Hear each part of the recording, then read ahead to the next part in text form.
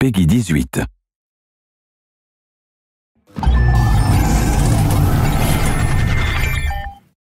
Hello everyone, I'm Colin Graham. I'm the animation director on Watch Dogs, and today I'm excited to present to you a vertical slice of the Watch Dogs free roaming experience. So actually, this is not a mission. Everything we're going to showcase today is completely systemic, and we're free to do as we please.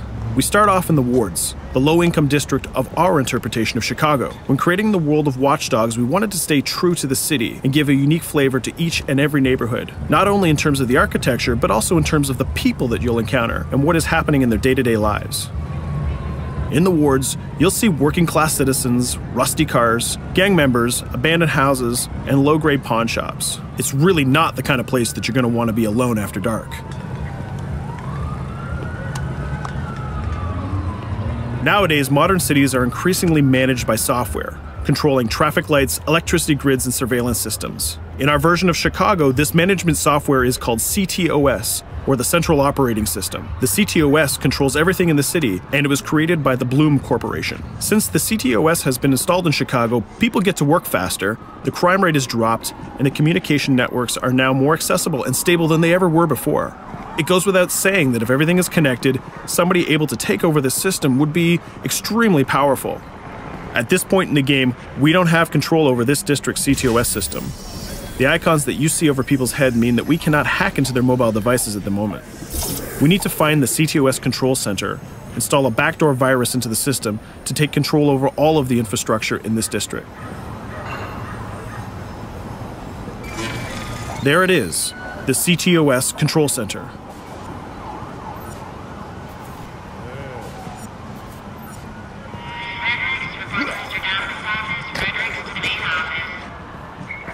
Watch it. You're walking someplace you got no business. It's heavily guarded.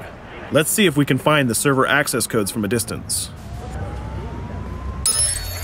With cameras, we can explore restricted areas without being spotted, tag different guards, and access details on their lives. What the hell is she doing with that weasel motherfucker? It seems that Bloom employees all have a sort of shady past. There it is, the access code to the server room. Unfortunately, we can't access the server via the cameras. We need to sneak inside.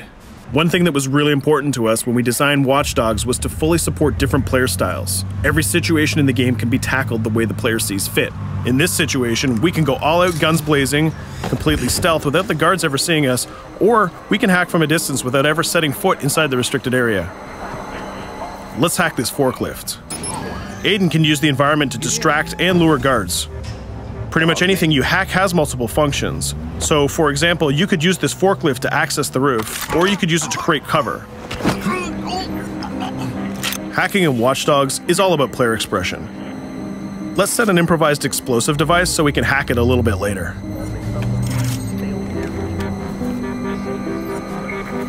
You'll also notice Aiden's low-profile stance. This indicates when the guards are unaware of our presence. We'll try to reach the upper level of the building to see if we can gain a vantage point over our opponents.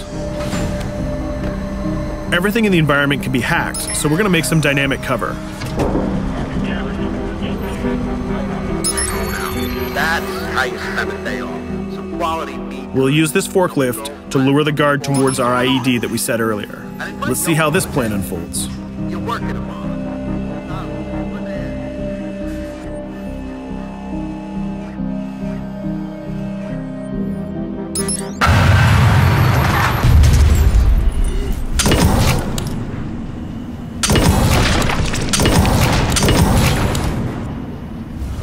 What you just saw is called focus. It represents Aiden's analysis capabilities and his quick reflexes. This gives the player more time to combine core game mechanics together, such as shooting, hacking, and driving, in order to handle more complicated situations.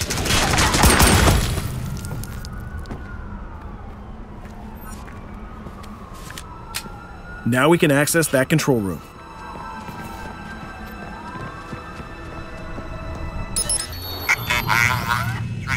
Drop 2, 5.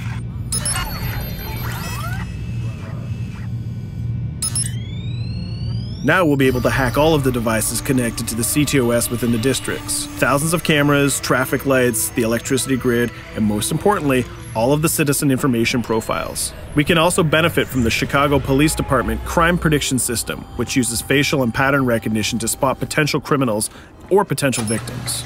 Since this is a pretty rough neighborhood, I'm pretty sure we're going to stumble on some suspected criminal activity pretty soon. And there it is. The system just pushed an alert of a potential crime. We can see the system trying to triangulate the location on our minimap. Take note, this isn't a mission. This can happen anywhere at any time. We've just spotted a potential victim. It's always up to the player if he wants to investigate or not, to take action or not. So let's see how this turns out. Yeah, you're right. Could I just...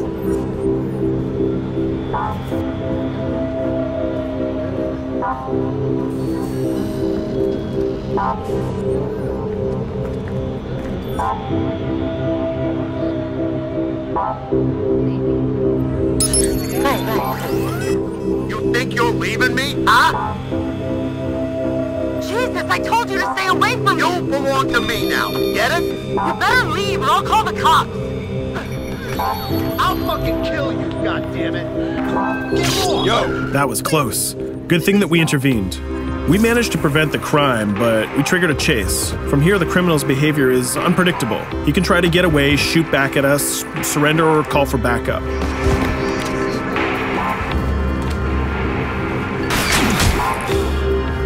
It seems like he decided to get away by car. Let's chase him down. In Watch Dogs, we have a wide variety of vehicles. Each one of them has their own unique properties and handling. Let's see how we can use the CTOS to our advantage to neutralize this criminal and leave the cops to deal with him later.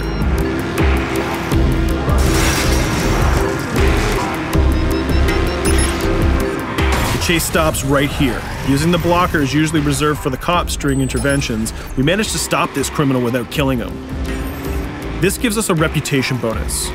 This system is at the core of the Watch Dogs experience. Depending on how we handle different situations in the game, the media and the citizens will have a different perception of our hero, whether he is a true vigilante or a reckless criminal. This will have repercussions throughout the game. Now, let's head for the Loop, the historical district of Chicago, where you're going to find the most iconic buildings in the city.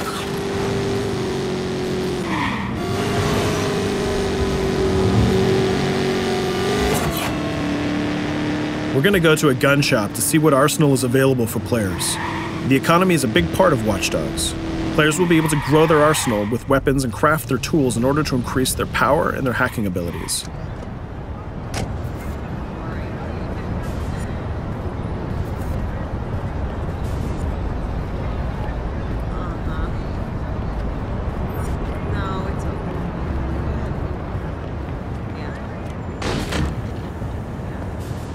You will find all of the weapons that you would expect in a traditional shooter. Pistols, assault rifles, guns, sniper rifles, and grenade launchers, just to name a few. A lot of bullets were fired in our last encounter with the CTOS guards. Let's stock up on some more ammo. Finding everything.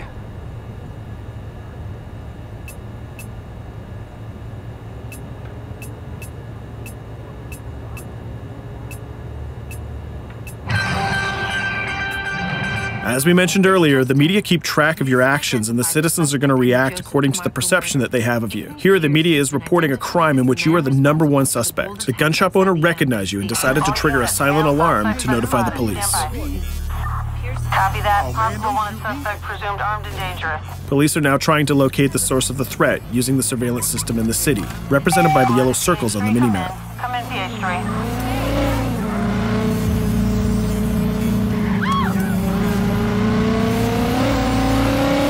Aiden is able to stall their efforts by hacking into their communication systems while avoiding the scanning areas.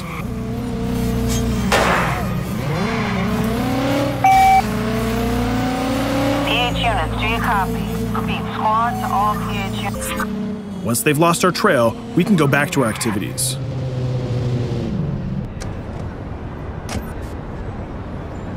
One thing that Bloom did to win over the population of Chicago with the CTOS project was to install free Wi-Fi hotspots throughout the city. Free Wi-Fi is cool, but not very safe with someone like Aiden Pierce around. Hacking into this box is going to give us access to every device that's connected to it. So let's see where that brings us.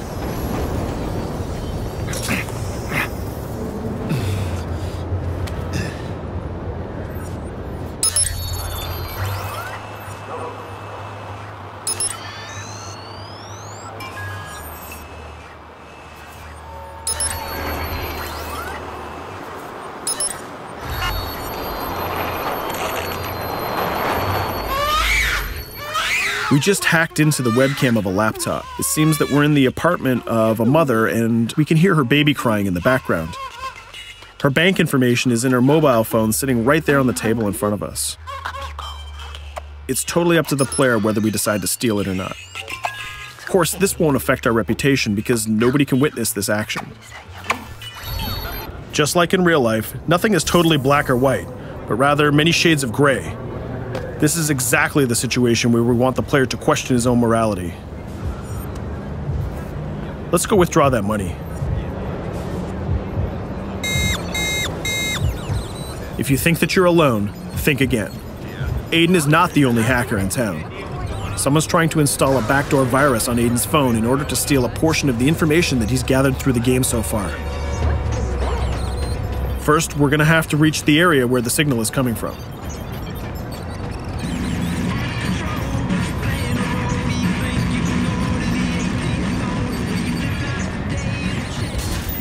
Using our profiler, we're going to try to identify the hacker before the installation finishes.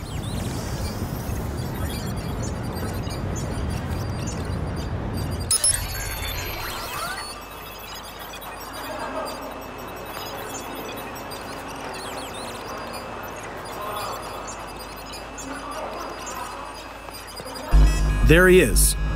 In Watch Dogs, things aren't always what they seem to be. This is actually another player that seamlessly came into our single-player experience. Let's not let him get away with this. We're going to teach this guy a lesson.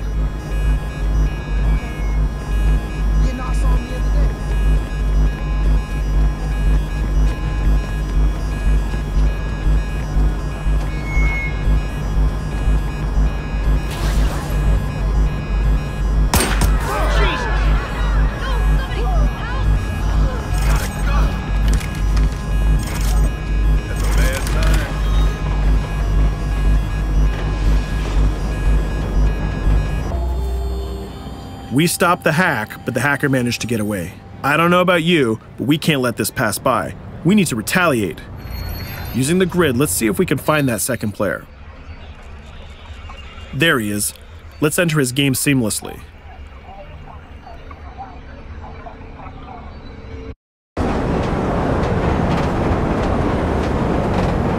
The second player is not yet aware of our presence. If we act carefully, he might think that we're one of the many NPCs in the city.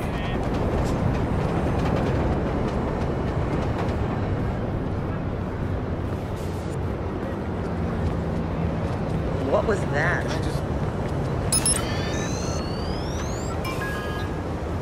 So let's find a place to hide and start hacking.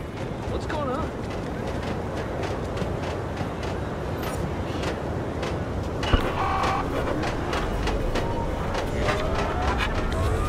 The second player has just been alerted that a breach has occurred on his phone. He's trying to find us using his profiler.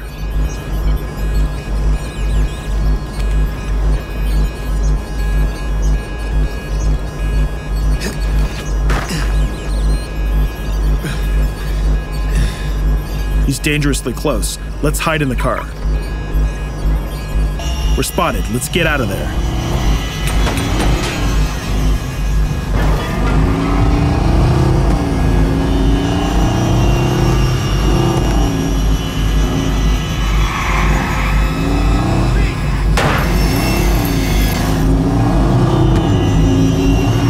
Let's set up an ambush right here.